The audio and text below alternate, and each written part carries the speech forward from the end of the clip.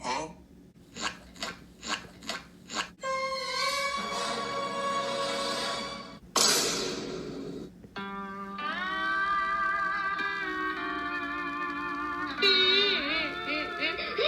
Stop!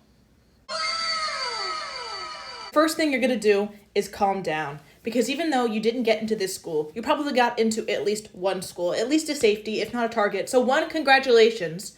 Two, calm down. You're in somewhere, and you might even be able to get off the wait list here. So everyone chillax. You do better work when you're calm. The thing you're going to do is prioritize which school you want to try to get off of the wait list from. Probably, if I had to guess, it's 1 or 2 for most students. That's a good number. Depending on how important your school is in terms of college admissions, they might only let you try to get off of one wait list.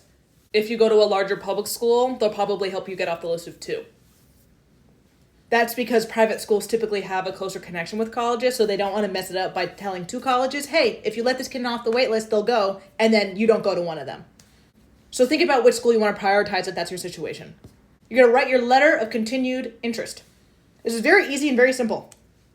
You could basically have ChatGPT write it for you, or you could at least have it write you an outline. You open by saying you would go to this school if you were let in. Then you talk about how your senior spring grades were as high, if not higher, than your grades beforehand. You also talk about all the extracurriculars that you've continued up until this point. If anything new has happened to you that's impressive, whether that be the National Merit Scholarship, any involvement in competitions, any awards, anything at all, write it here. You need to make it very clear. If I get in from the wait list, I will go. No, I would like to. No, I am interested in. No, I will go to your school if you let me in.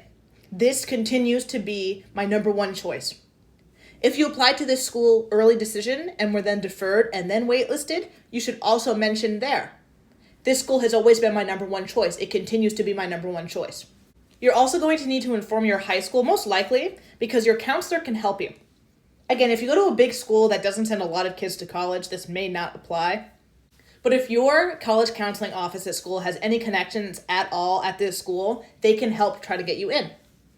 Again, this is why you need to think about which schools to prioritize, because they probably won't want to help you get into more than one. The way you should inform them, and you should also inform them, even if that isn't your situation, because you're going to need them to send in your final transcript. You're going to continue excelling in your extracurriculars, and the reason for this is wait lists often extend into the summer.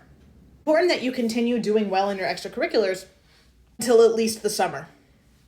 Then you just have to wait and see. There's nothing you can really do at this point beyond what I just mentioned. The letter of continued interest is the most important aspect, and again, you just need to write about everything that has happened to you since you submitted your application in the winter, which is probably a lot since it's been almost a semester. But overall, you're probably in somewhere, and if not, there's always next year. A lot of people take a year off, work, and end up applying again, and the results are much better. Colleges also really like older students. So there is absolutely no harm, and in fact might even be really good for your personal and academic development to take a year off. That being said, again, you're probably in somewhere. But focus on celebrating that instead of feeling upset about the waitlist. This year was a particularly difficult year. I have seen some really surprising results come in. Just know that you're not alone if you're disappointed by your results, and that while on social media you might be seeing a lot of celebrations, the vast majority of students are not feeling that way right now. They're feeling like you. So just remember that, and also remember that when you're 40, nobody knows what college you went to. That's something you should remember even if you did get in where you want to go, because you should stay humble.